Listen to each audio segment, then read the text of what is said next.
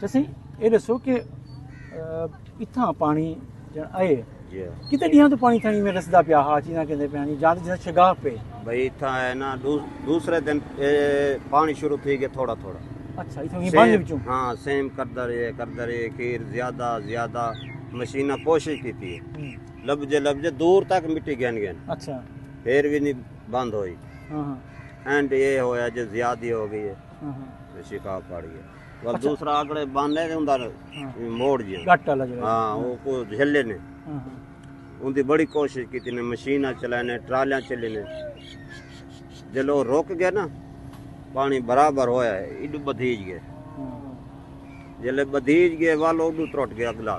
अच्छा पानी जो उडू ला होई है हाँ, ई दबाव दिते वाल चलिया गया अच्छा हाँ वाल तो रुकया ही नहीं ये कितने दिनों तो तुसा पे कि पानी रसदा पिया है कितने दिनों तुसा तो इतनी बैठे हुए ना हाँ भैया 6 दिन चलता रही 6 दिन अच्छा हाँ 6 दिन महकमे आंदे रह गए नहीं या कड़े आखिरी दिन आए हैं महकमे ज्यादा ना ना आंदे रही ने अच्छा हाँ देते रही ने कोशिश करें मशीना चलवाने बंद थी वेंदी वल चल वेंदी बंद थी वेंदी वल चल वेंदी अच्छा हाँ सही खीर ज्यादा थी। अंदर दे क्या नुकसान थे पेन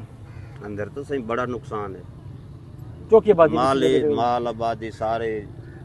खत्म हो गई राड़ चाड़ मकई सारी गंद खत्म हो गई आबादी तो भाई ढेर सार दी है नहीं सही। दे हाँ, बड़ी आबादी